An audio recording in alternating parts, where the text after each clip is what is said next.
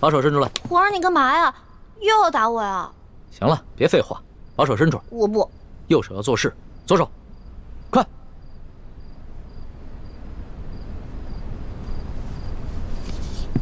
疼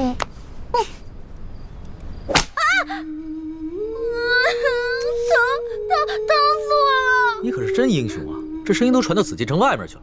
奴婢是假英雄，真怂包。如果皇上行的话，你试试，你不叫我就服你。这个时候你还敢跟朕顶嘴？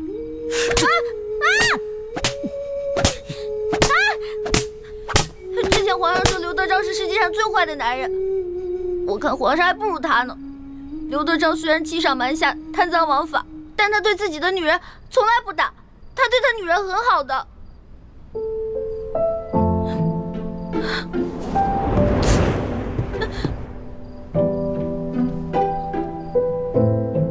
你又不是朕的女人，为什么这样护着你？还是说，你愿意做朕的女人？说你愿意做朕的女人。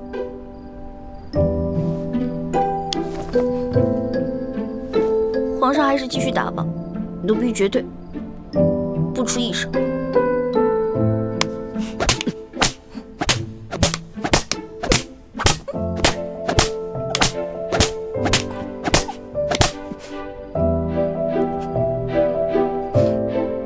要哭就哭出来，别憋着，装什么英雄？奴婢不想装英雄，奴婢只是装不了皇上的女人。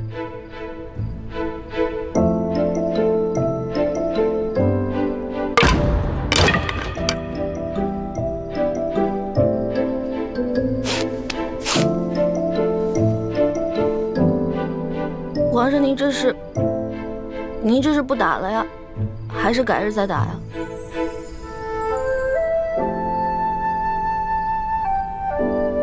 把手伸出来，给朕看看。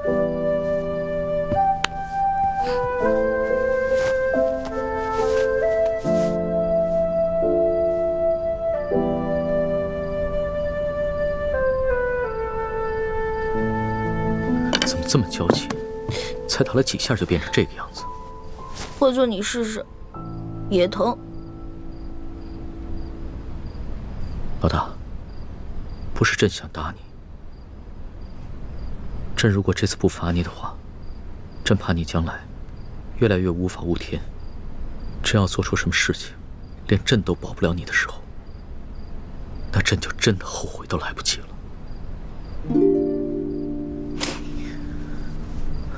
可能这次真的是打中了。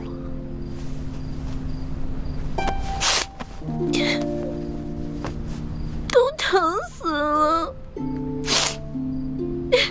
好了，老大，别哭了，你哭起来的样子真是丑极了。还丑呢，我现在连脸都没有了。你把我手打成这么肿，我以后怎么见人啊？你赔我，你赔我！好了好了，打几下手也哭，这个世上只有你一个人会把朕的龙袍当抹布。行了，别哭了，你还真赖上朕了。打了人就想跑啊？去给你拿药啊。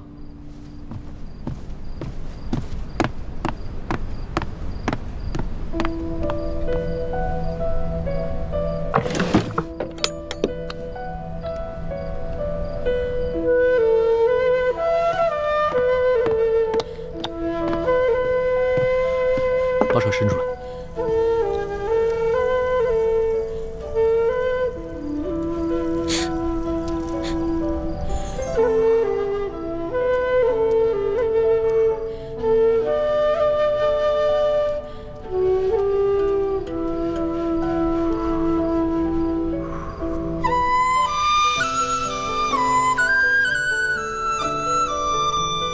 还疼吗，老大？你这样看着我干什么？我看你长得丑。怎么样，好点了吗？好疼。老大就是打了几下手板，朕的心里有数，别撒娇了啊。不是手疼，是头好疼。哎，老大，老大，老大，老大，老大，太医，快传太医！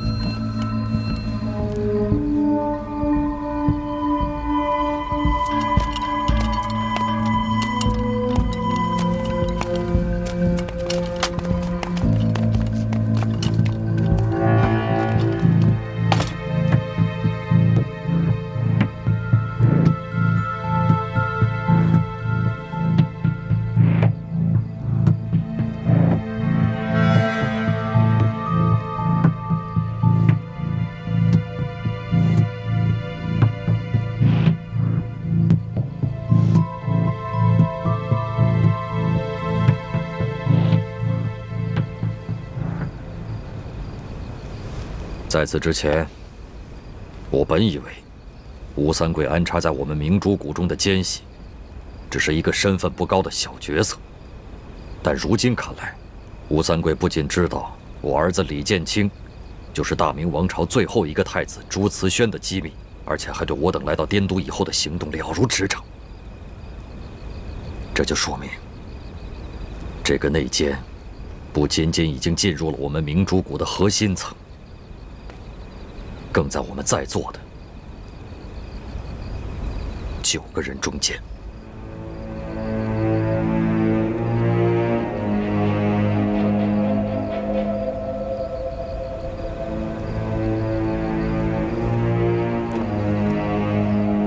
晋王说的极是，内奸一定是我们7位师傅当中的一个，所以我们的行动才处处受制于人。是谁？有种做吴三桂的奸细，就有种承认。只要你承认了，我等就念在与你过去的情分上，饶你一命，只废了你的武功，让你滚回吴三桂那个狗贼身边去。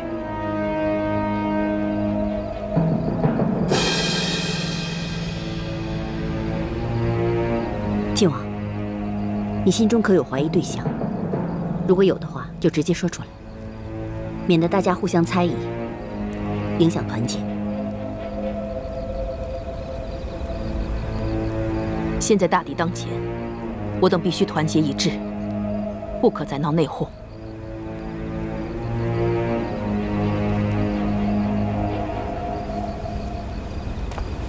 太子，你可有怀疑对象？除了义父，在座7个人当中，有5个是我尊敬的师长，还有2个是我从小一起长大的兄弟姐妹。我实在不知道该怀疑谁。不管怀疑谁，我的心里都十分愧疚，十分难过。我此刻的心情跟太子一样，不管此前知道鳌拜在我明珠谷中安插有奸细，还是这次来到滇都，得知吴三桂也在我明珠谷中安插有奸细，我都不忍心怀疑各位，因为我们都是10几年出生入死、肝胆相照的好兄弟。倩影跟默笙，更是同太子从小一块长大，情同手足。但是我也知道，这些年来，我们的大业进展得极为不顺利，缺乏经费，条件艰苦。有些人渐渐动摇了，有些人退出了，还有些人投敌叛变了。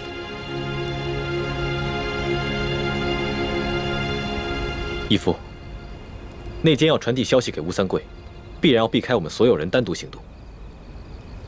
我们只需要核对所有人来到滇都之后的具体行踪，彼此印证，仔细分析。就算内奸隐藏的再好，也会露出蛛丝马迹。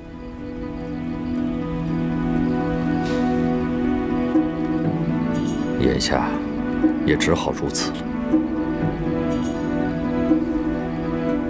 我恳请各位暂时都先退出屋去，然后逐一接受我跟太子的盘问。希望各位在外面期间不要私自交谈。不知各位可愿意配合？我等愿意配合晋王与太子的盘问，以查处内奸。有劳各位了。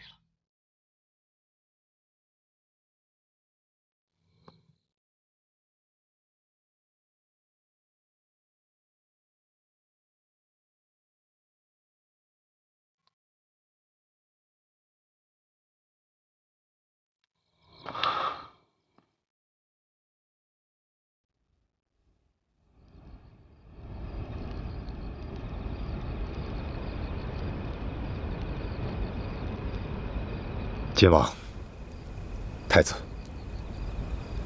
眼下光复大明的大业，虽然进行得十分艰巨，而且很多人都开始动摇了，可是我们夫妇俩意志坚定，一心一意，只想光复大明，所以我们夫妇俩宁死都不会投降清廷，更不会被吴三桂这个大奸贼所利用。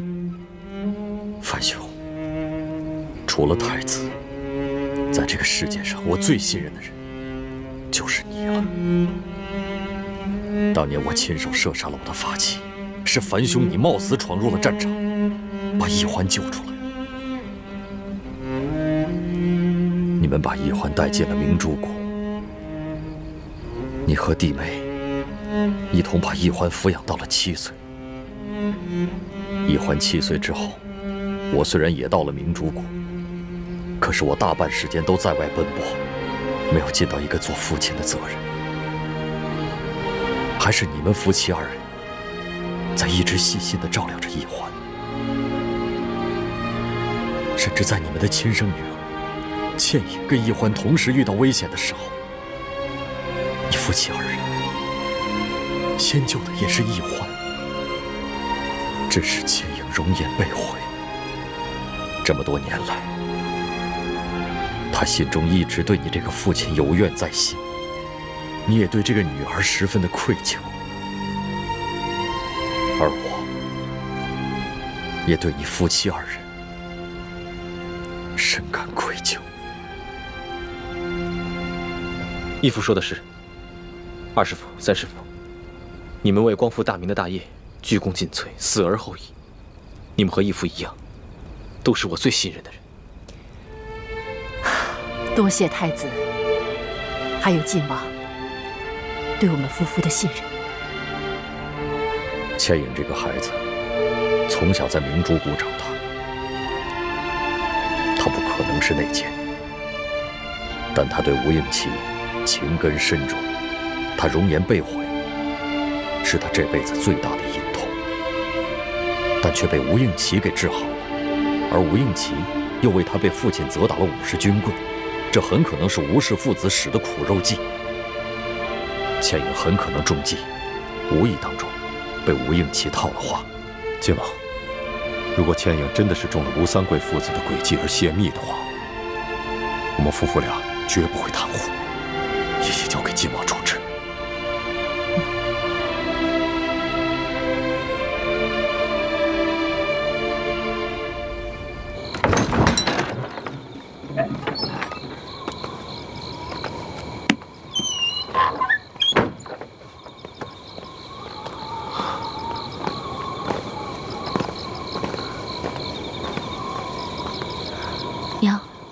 倩影，晋王跟太子叫你进去，不管什么事，你都要如实回答。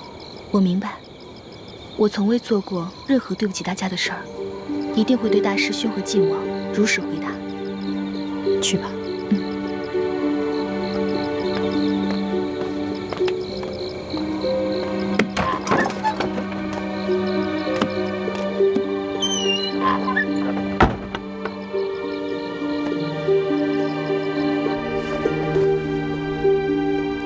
大师父，大师兄，我虽身不由己，对吴应琪动了真心，但绝不至于傻到出卖我们朱明联盟的机密。而且，吴英奇对我也是真心的。在他为我挨吴三棍军棍之时，并不知道我会去而复返，也不知道你们会来滇都盗取金钥匙。如果他对我不是真心的，那今晚我们也绝不可能将他结为人质的。樊师妹，你快起来！我跟义父也是公事公办，例行盘问，万不可如此。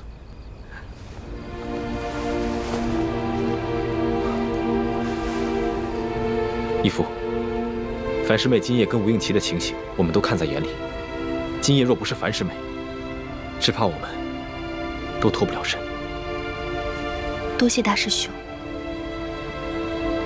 你先出去吧，叫你四师傅跟叶师弟进来。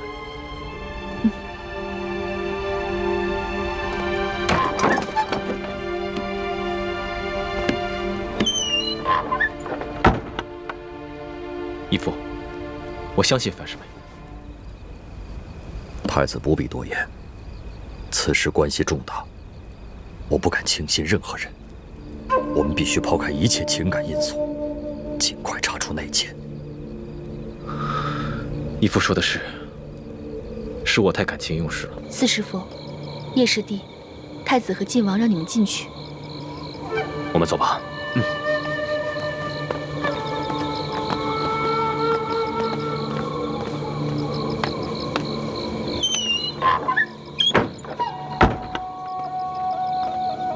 娘，还好吧？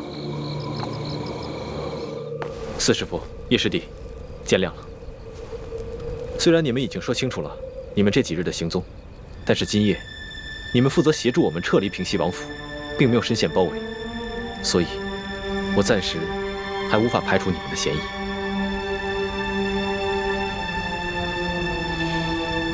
我们父子愿意接受晋王和太子进一步盘查，全力配合。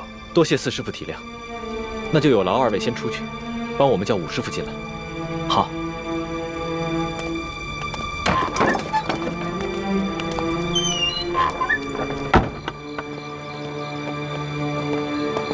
哎，武师傅呢？该他进去了。他在庙外的茅房小姐，我先进去吧。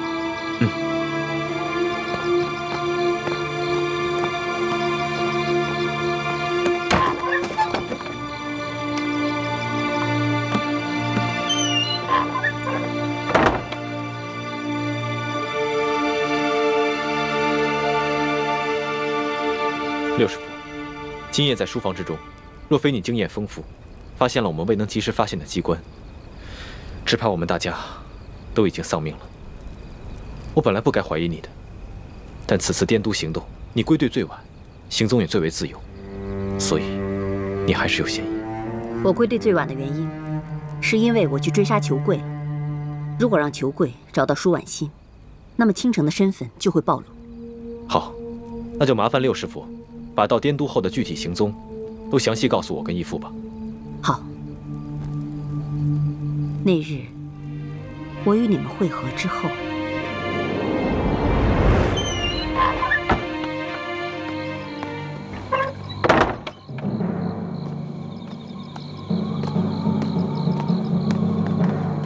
唐姐姐呢？你不是说小姐去了，现在还没回来呢？哎呀，身为女人就是可怜，想方便都不能方便。若有来世，我一定投身为男人，坚决不再做女人了。唐姐姐，请吧。哦，记住关门了。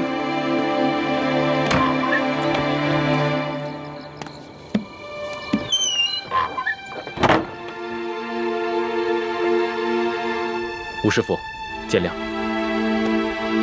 当日你留在书房之外，并没有进入书房经历机关之险，而且以你的身手，竟然会被吴三桂的护卫所伤，此事也较为可疑。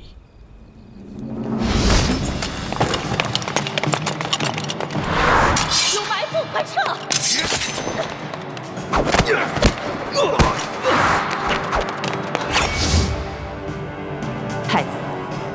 晋王，我当时之所以留在书房外，是因为我假扮了秦氏，这样方便替你们望风。我之所以会被那个小护卫所伤，是我没料到，那些护卫只是假装中了呆肉目击散之毒，被他们偷袭，猝不及防，所以才受了伤。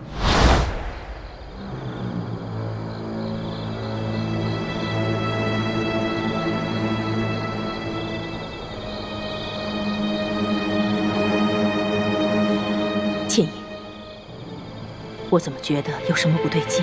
远处好像隐隐有响动。吴师傅，您留在这儿，我去瞧瞧。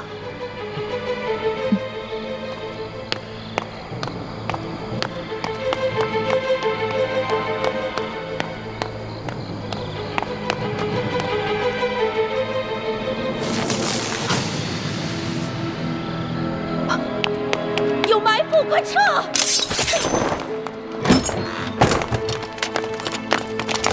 当时给那些护卫下呆肉目击散之毒的是倩影和默生。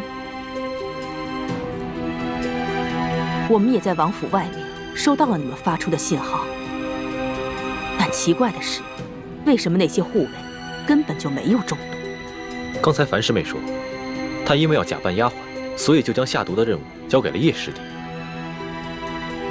刚刚默生也说过，他把倩影给他的毒下到了护卫们的茶中，是他亲眼看到护卫把茶喝下去，但他也不知道为什么护卫们没有中毒。那些护卫不但没有中毒，反而假装成了中毒的样子，诱使你们进了书房。他们本想借助书房的机关擒住你们，这样他们也就省去了许多麻烦。但没料到的是，你们居然能够突破书房的机关，拿到钥匙，全身而退。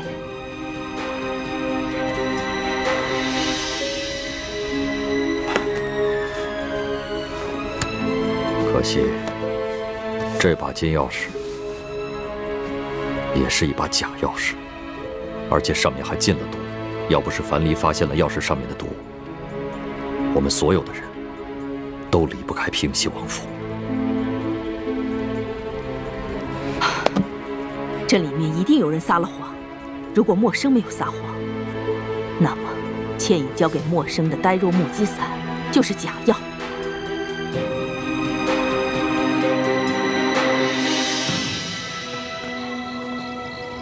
倩影，你再进来一下。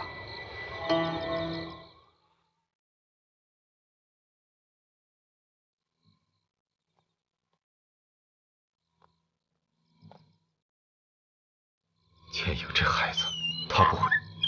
不会。就算他为情所困，也一定不会干出傻事来的。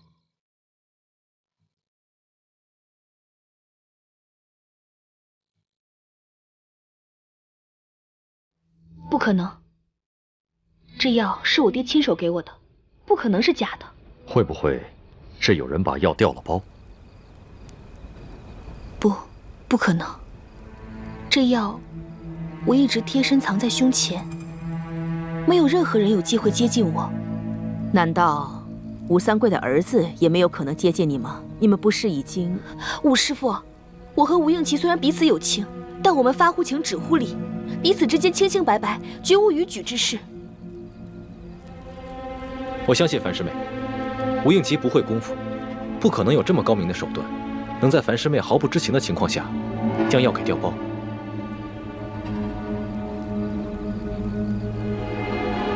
如果吴应琪没有可能，那平西王侧妃秦氏有没有可能调了包？不可能。侧王妃只是个弱女子，并无此能耐，而且她也没有接近过我。侧王妃秦氏，既然吴三桂早就知晓了我们的行动，并做下了诸多的安排，怎么可能让樊师妹轻易劫走秦氏呢？倩影，你说一说，你是怎么劫持了秦氏的？那一夜，我和化妆成平西王侧王妃的武师傅一起在屋外放风。当时我到了王府的花园，也隐隐感觉到花园中似乎埋伏着很多人。我正要发出讯号，就突然看到了侧王妃。当时我还奇怪，王妃不是早就歇息了吗？怎么会在这个时候到平西王府来？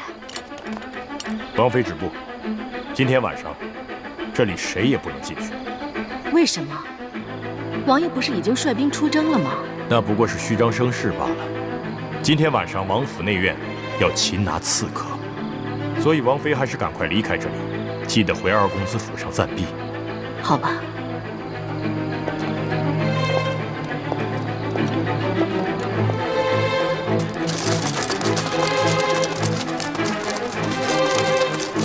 我当时意识到情况有变，我们很可能中了埋伏，就悄悄尾随侧王妃。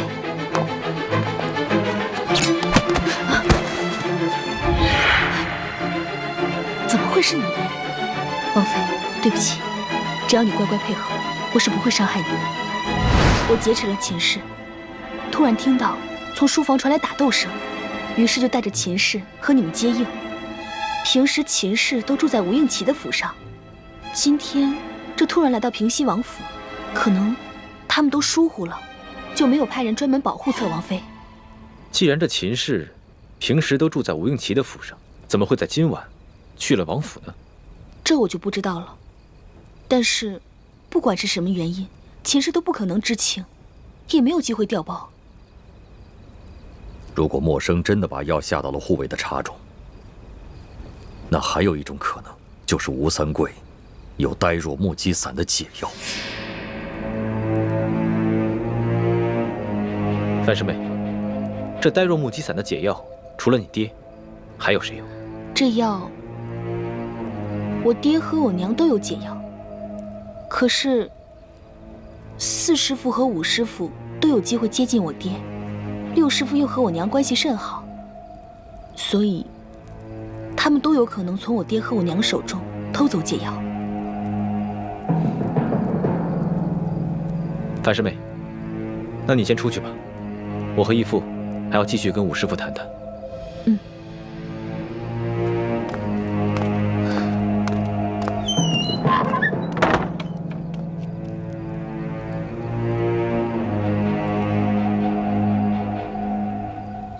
听说这边非常好，我不是很想听。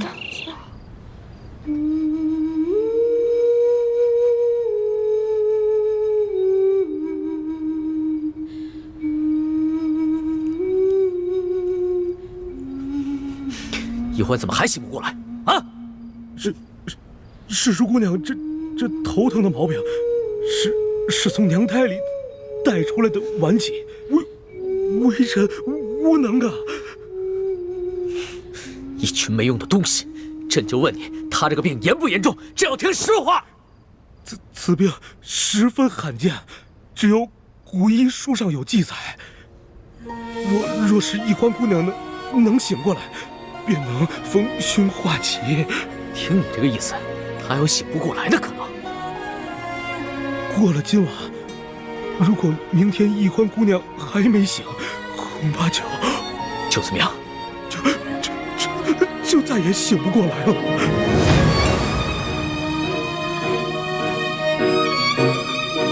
让你们太医院去会诊！你们听好了，他今天要是出什么事，你们这帮人一个都活不了！滚！是，这药呢？还没煎好啊！快，给他喂上。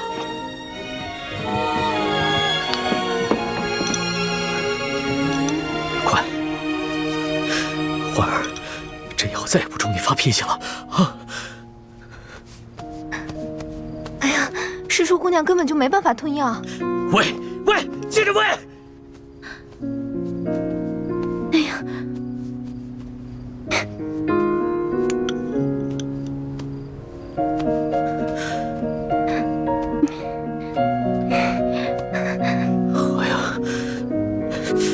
行了，走，不要给我。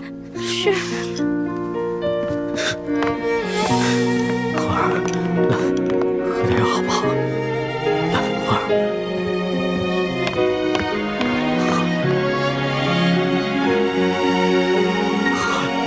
欢儿，喝点药。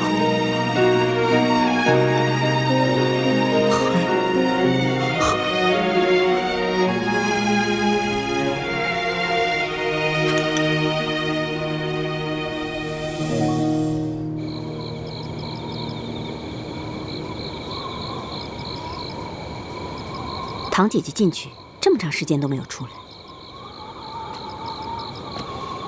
你们说，该不会是靖王和大师兄怀疑武师父，所以才反复询问吧？别胡说，事情尚未查明呢，不能下猜疑。是。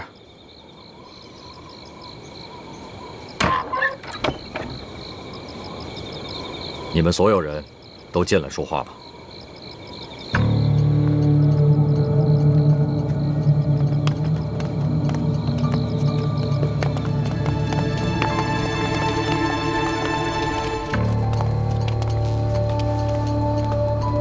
诸位师傅，我和义父问了你们所有的人，现在每个人都有嫌疑，也都有合理的理由。我实在不知道该如何分辨。你们都是我最亲近的人，如果弄错了，冤枉了人，我这心里……不仅太子，就连我，也是左思右想，难以决断。在此，我只想告诉这个人，不管你是谁，我相信。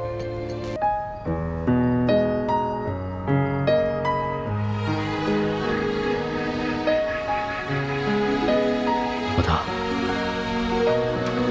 别睡了，好。其实认真，你不信我，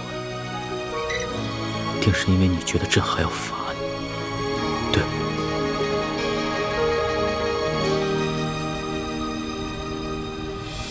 说实话，刚知道你矫诏的时候，朕的心里真的非常生气。朕气的不是因为你放过了刘德昭的家人，是因为之前鳌拜他也总是矫诏，他一直把朕当成一个傀儡皇帝，所以自从朕亲政以后，绝对不再允许任何人挑战朕的皇权。刚知道你矫诏的时候，朕的心里边满是怒火，但是现在只剩下担心，甚至是害怕。你知道吗？朕自8岁登基以来，经历过无数的危险，哪怕在擒拿鳌拜的时候都没有真正的害怕过。但是这一次，朕真的怕了。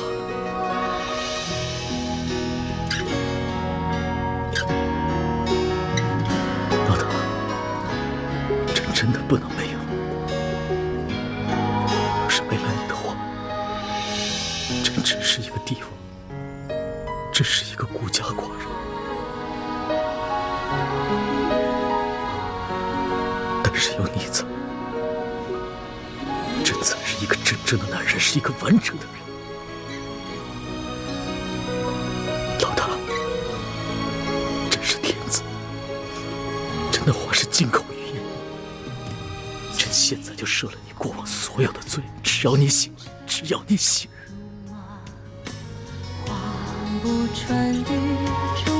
你醒醒吧，别睡。能否代他伤的心？愿做他掌上的明珠，献上我纯真的祝福。回忆中的路开满花簇，绽放奴婢有一个头疼的隐疾，这病起来吧，简直要人命。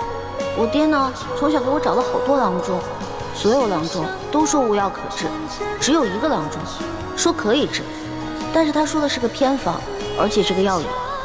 这个药引实在太难弄了。什么药引这么难找？你告诉朕，朕给你找。这个药引就是龙珠。龙珠？什么是龙珠？就是皇上的眼泪啊，就是您的眼泪。献上我纯真的祝福，回忆中的路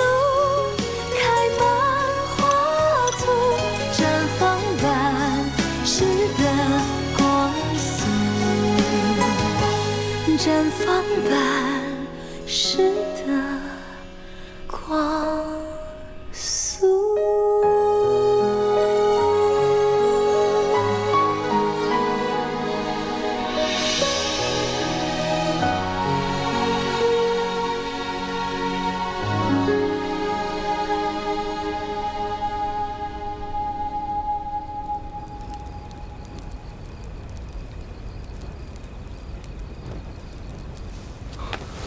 诸位师傅，我有办法查出内奸是谁了。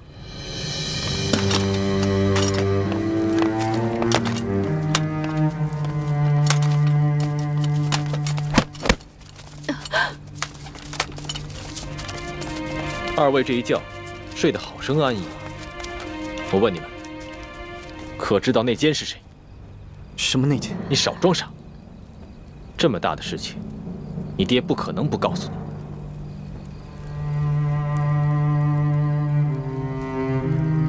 诸位师傅，既然已经知道内奸必定是我们当中一个人，为了证明自己的清白，我要求你们每个人都刺吴应奇一剑，杀了他。等义父和武师傅回来，也会每人补上那一剑。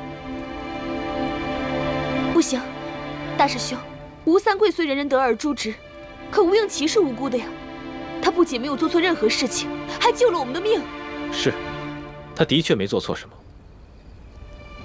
但谁让他是吴三桂的儿子，这就是最大的错。怎么，你下不去手吗？难道你已经为情所困，不惜变节投敌了吗？你怎么变得如此冷血残暴？为了光复大明的大业，我只能不择手段了。查不出这内奸是谁，后患无穷。我同意太子的提议。若是吴三桂的内奸，他一定不敢杀了他的小主子。谁下不了手，谁就是内奸。我也同意。大师兄，你这么做的目的，无非是想查出内奸。可如果此时内奸也狠下心来捅上一剑，那吴应奇不是白白冤死了吗？那吴应奇也不会白死，我会把他的尸身送给吴三桂，告诉他，杀死他儿子的，他精心培养的内奸也有份儿。就算这个内奸可以替自己辩说自己是被迫刺的内奸，吴三桂也不可能放过他。这个内奸就再也没有办法为吴三桂效忠了。此计太妙了，我同意。我也同意。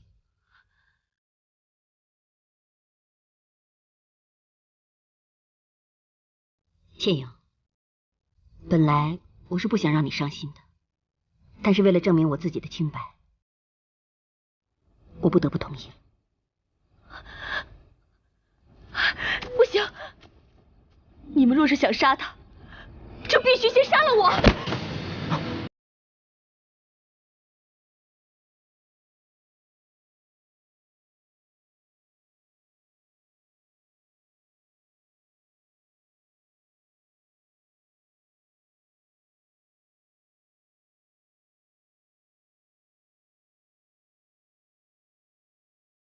坚决拥护太子。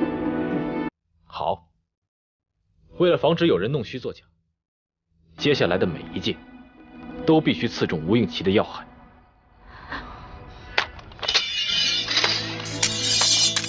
娘，你不用担心，他们只是要杀我，不会为难你的。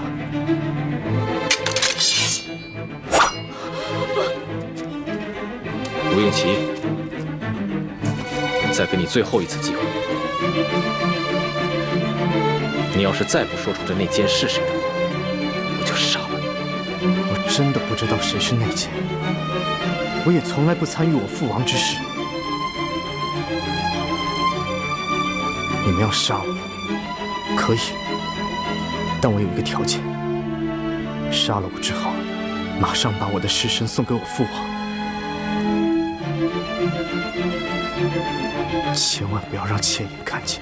好一个情主，我这就成全你。放手！我知道内奸是谁，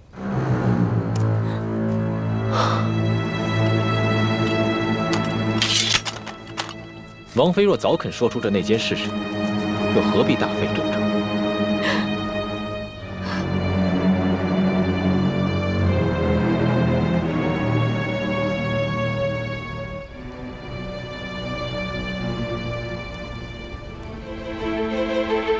这个内奸果然厉害，到现在为止，仍然不动声色。王妃，说吧，这内奸是谁？我肯说出内奸是谁，是为了保全我儿子的性命。可是你们一个个凶神恶煞，不讲信用，在你们这些人当中，我只信任晋王，只有晋王回来，我要他发誓，确保我母子平安，我才肯说。义父跟武师傅去勘察敌情了，1个时辰之后便会回来。到时候，你要敢耍什么花样的话，你儿子照样活不了。我就这么一个儿子，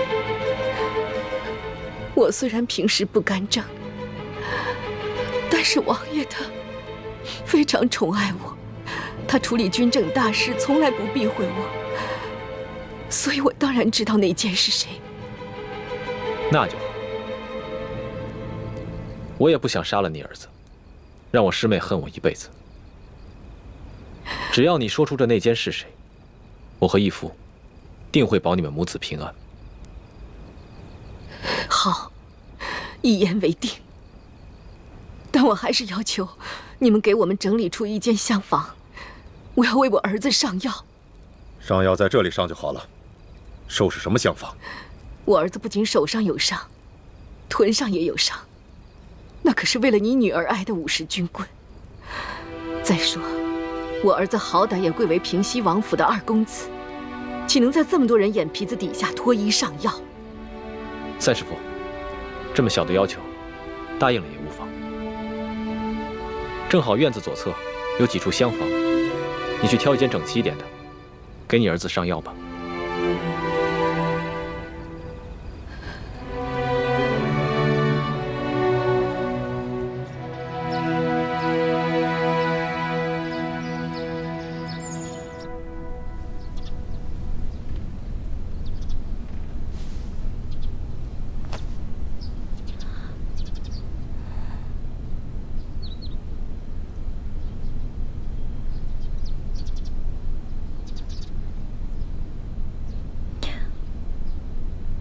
龙小弟，老大，你终于醒了，这不是在做梦吗？扶我起来。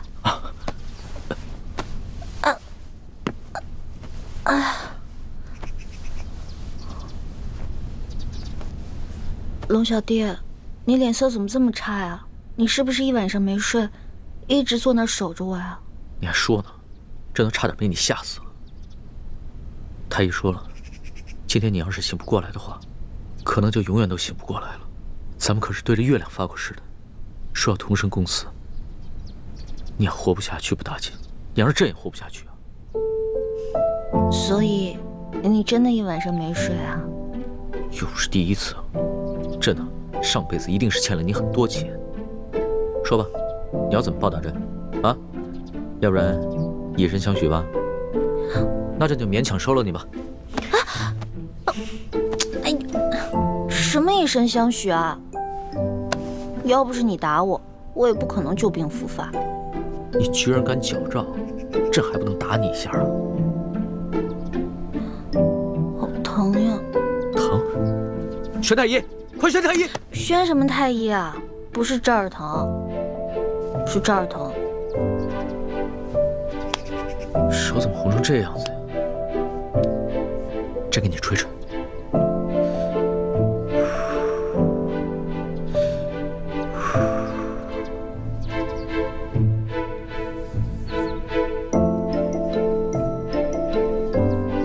早知道你是这么个纸老虎啊，这么不经打，朕就换个法子来惩罚你。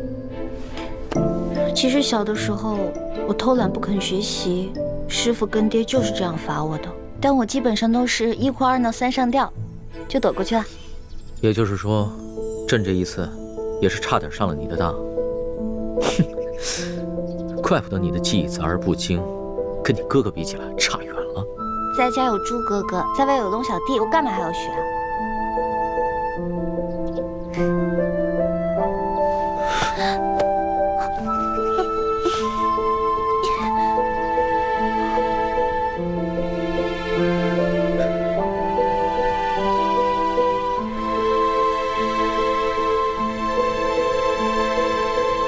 老大，你终于活蹦乱跳，又可以跟镇定嘴抬杠，真好。猪哥哥，对不起，我是下了决心不要再理龙小弟的。可是我身不由己啊。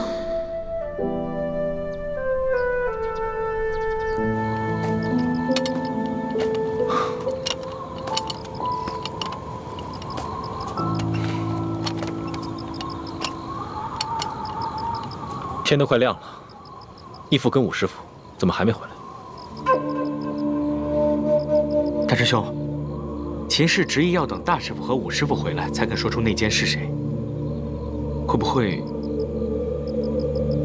他想指认的凶手就是武师傅？混账！不许妄言！叶师弟不必着急，过不了多久，真相自然就大白了。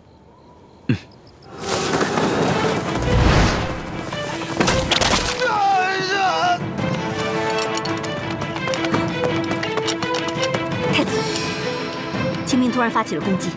我虽然在外面布置了很多计划，但是他们人实在太多了，我怕防不住。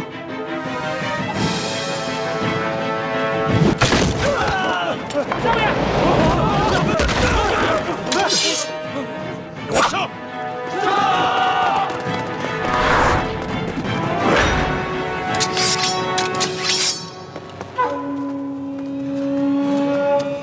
你哪看见我这么跑？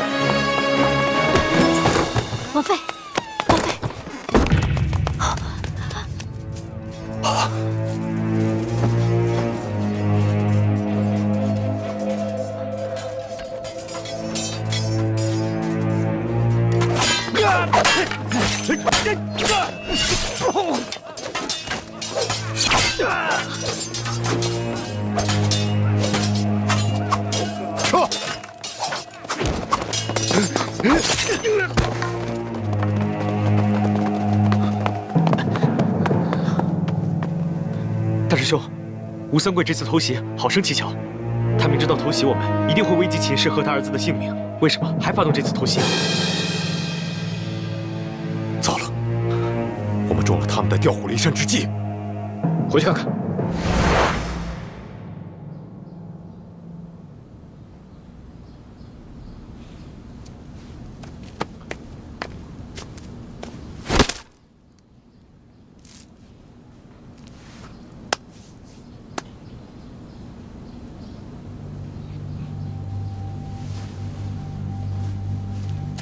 他是中了呆若木鸡散。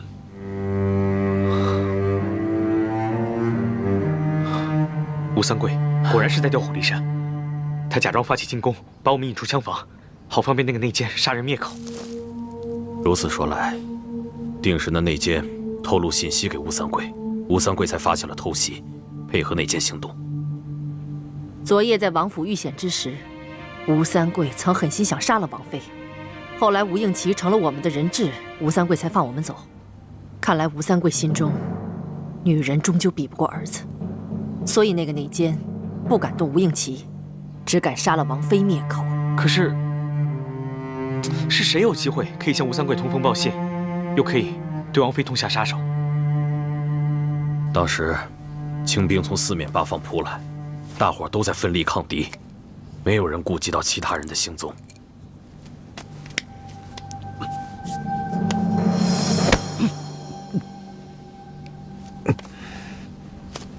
你现在至少舌头能动吗？快说，内奸是谁？我不知道。不知道？你爹，吴应奇他很爱他娘亲，若他真知道内奸是谁，肯定恨不得亲手杀了他。内奸把你娘给杀了，你娘为了保护你，给灭口了，你还袒护那个内奸？难道你像你爹那样冷血无情吗？我真的不知道。当时我娘给了我一杯水，我喝完之后就全身无法动弹。由于我臀部有伤，所以只能侧卧背对着我娘。然后我就听见外面有嘈杂声，好像是厮杀声。接着房顶上就有声响了，好像是有一个人跳下来了。之后我娘就趴在我身上，我想问也问不出来。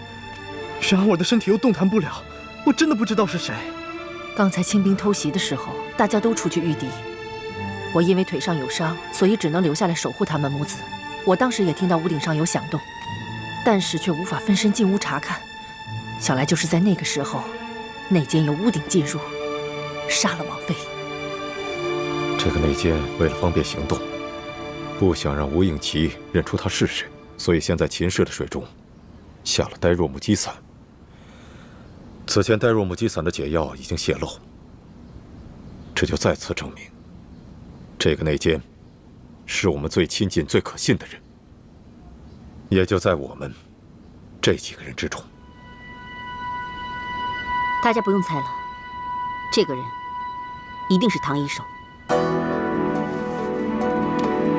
第一，他与晋王一同出去勘察敌情，是有机会向吴三桂通风报信的，让吴三桂偷袭咱们，然后来掩护他杀王妃灭口的行动。第二，他有机会拿到呆若木鸡散的毒药和解药。第三，当时我们所有的人都在奋力厮杀，只有他不见了，所以他一定是杀人灭口之后就逃回吴三桂的身边了。若真是武师傅杀了王妃，灭口成功的话，又为何要逃走呢？这样不是反而暴露身份了吗？如果不是唐一手的话，那为什么他会不见了呢？对啊，武师傅人呢？你们谁看到武师傅了吗？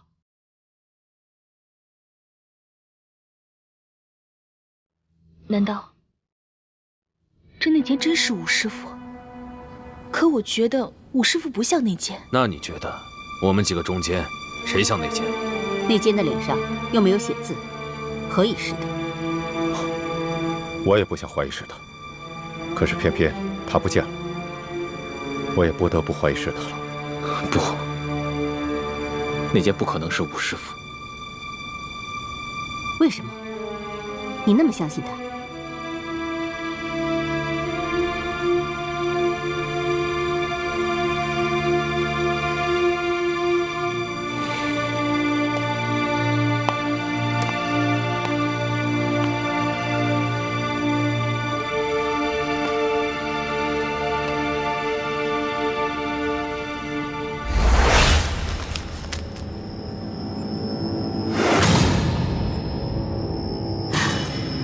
老五，武师傅。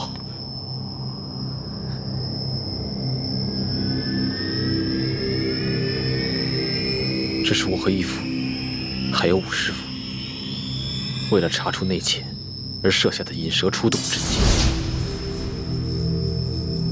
太子，所有人都盘问完了，还是没有查出谁是内奸，你看看如何是好？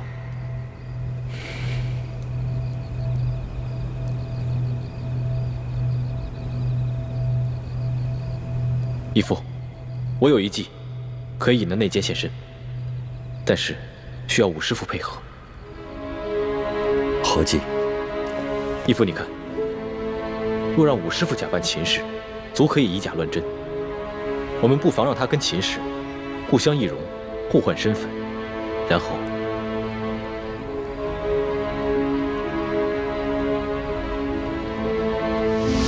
你们进来的时候，你们看到的王妃就已经是武师傅假扮的了。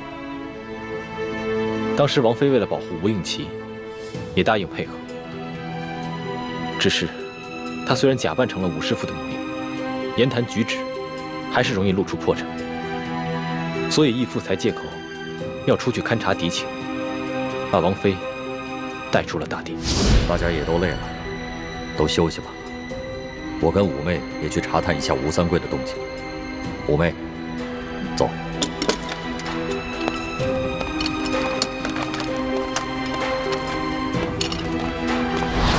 难怪刚才王妃死的时候，吴应奇一点都不伤心，连一滴眼泪都不掉。大师兄，难怪你当时像变了一个人一样，原来是为了引出内奸而设的计谋。我收回刚才对你说的那些话，希望你不要介意。小师妹，你我本是兄妹，不必说这些。只是我没想到，我的计谋竟然害得吴师傅丧命。大师兄，你也别太难过了。我们大家谁也不会想到，吴师傅竟然中了呆若木鸡散，以至于连还手的能力都丧失了。这也是我想不通的地方。内奸要对付秦氏这个手无缚鸡之力的人，难道还用得着下呆若木鸡散吗？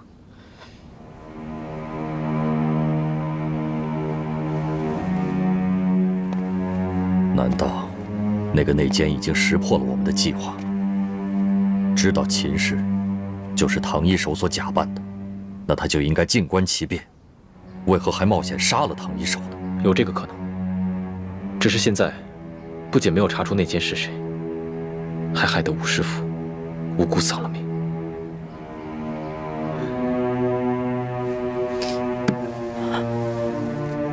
秦王，那现在我娘身在何处啊？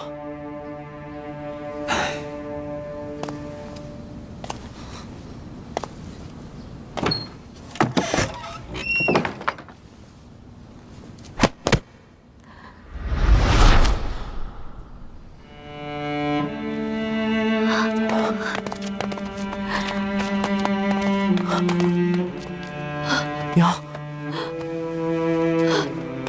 晴儿，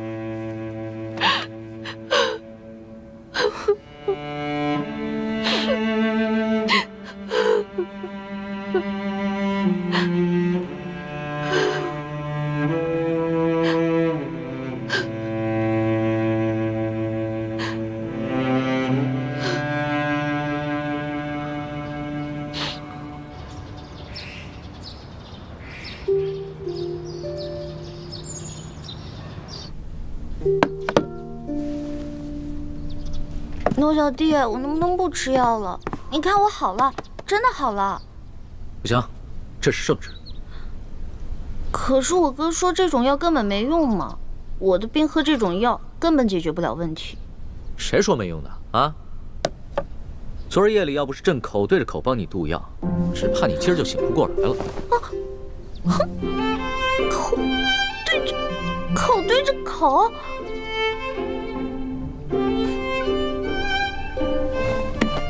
那也就是说，你昨天哭了？啊？你不是很难动情的吗？你最近怎么这么容易哭了？朕没哭，谁说取龙珠就一定要哭的？你自己也说过呀，1碗辣椒汤足矣啊。哦，龙小弟，你放心吧，这碗药我一定会好好喝的。不过在喝之前，我要1碟蜜饯，1碟枣糕，1碟桃酥，再来1碗糖蒸乳酪。不是，老大，你这病刚好，吃这么多行吗？你可以怀疑我的任何一项技能，唯独不能怀疑我的吃过。也是啊，朕的这些后宫女人里边，别人都是吃了几口就饱，你呀是吃饱了还能再吃几口。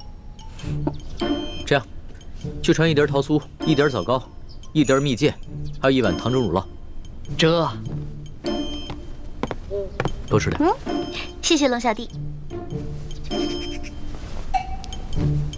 你要实在吃不下，要不然我再一口一口的喂你啊。听不到，听不到，听不到，听不到。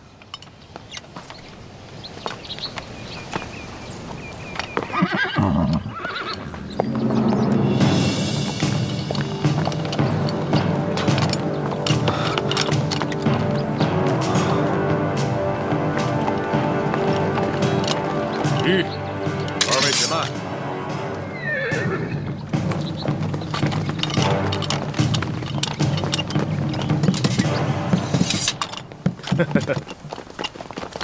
2位，你们已经在这破庙里困了1夜了吧？想必早已饥肠辘辘。我们王爷说了，让我专门给你们做了几样好酒好菜，当然，也希望你们能够善待侧王妃和2公子。去，去。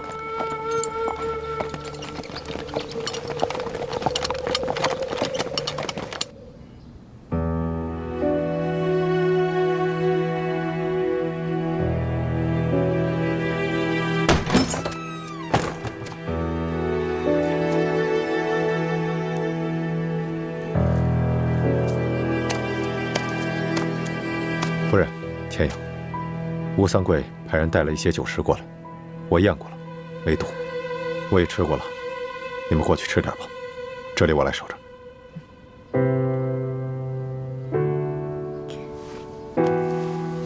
走吧，倩影。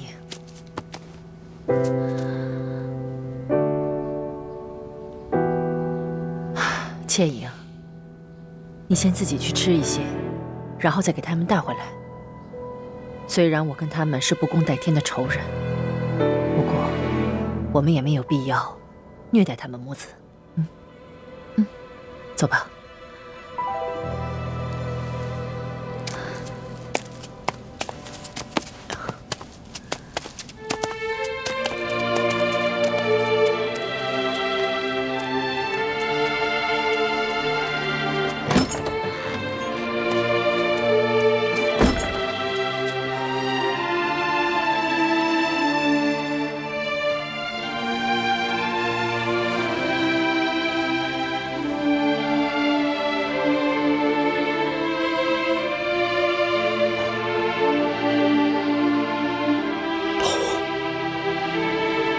你真的死得很冤。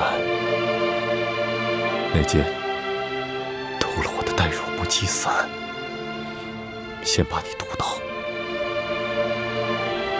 要不然依你的无辜，就不可能把你一刀毙命。你放心，我一定会为你报仇，查出谁是内奸。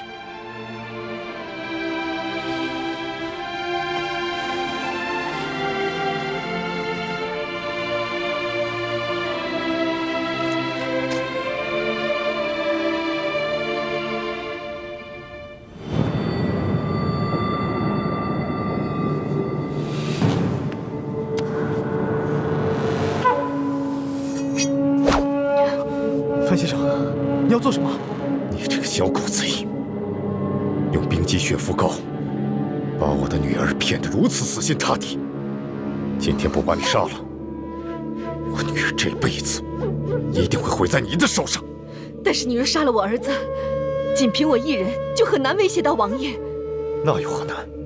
虽然唐一手已经死了，可他易容变声的绝技，太子他们都已经得到真传了。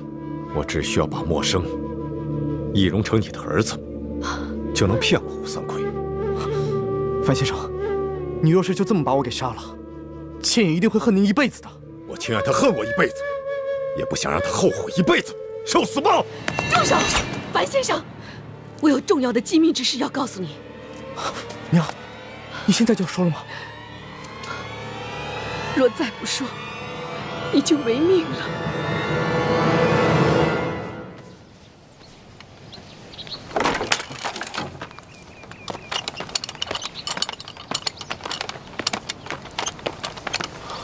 四师傅，叶师弟，多谢太子，谢谢你们辛苦了。1个时辰以后，我过来换班。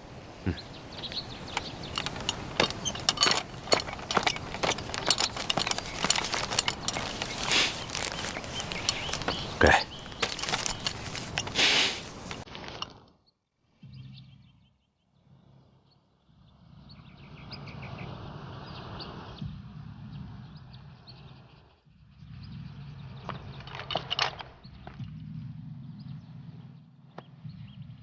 义父，三师傅，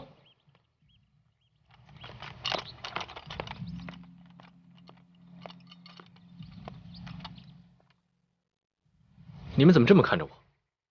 你们的眼神好奇怪啊！没有，我们只是在商量该如何脱身。太子，你先进去大殿用点膳食，我跟你三师傅去守着秦氏母子。好。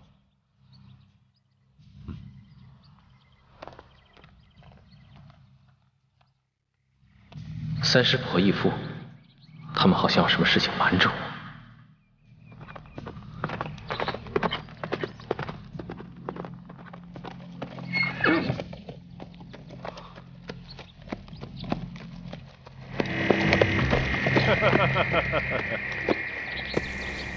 你来做什么？我们平西王给你们晋王写了一封信。撤！撤！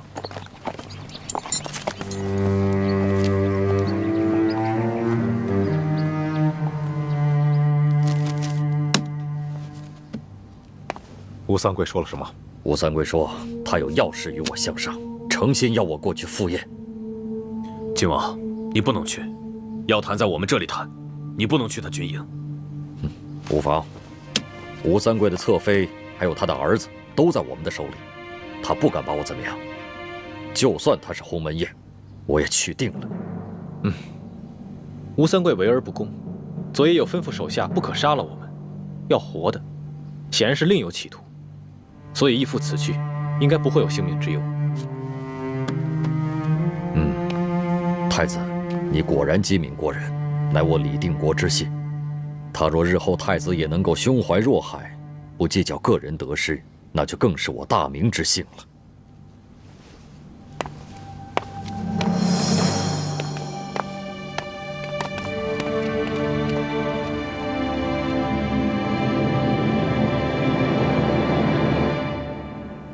义父今日这话，似乎话里有话，真的是令人费解。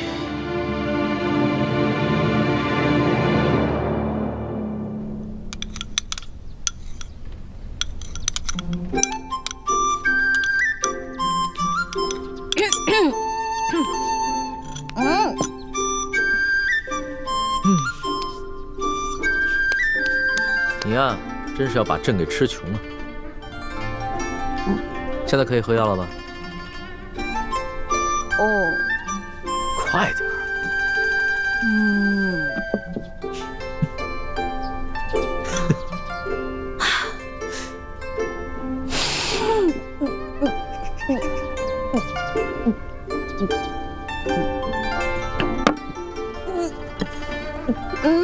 哎呀，你怎么吃个药都这么麻烦呀？那你小时候病发，家里又买不起这些东西，那可怎么办呀？很简单啊，捏住我的鼻子，使劲往里灌呗。这个办法好，那朕以后就这么对付你了。但是，我喝进去以后，就会把药全都吐出来，因为药实在太苦了。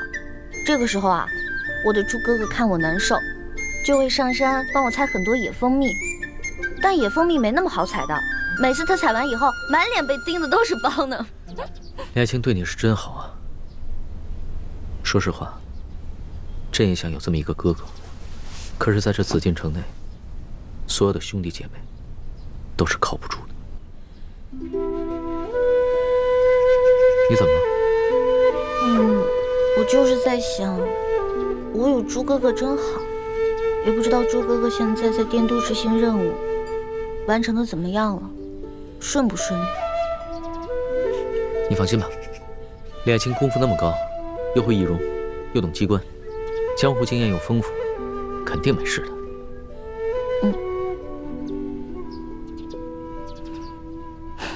朱哥哥，对不起，你若回来，发现我对龙小弟又割舍不下了，你一定会很失望，很伤。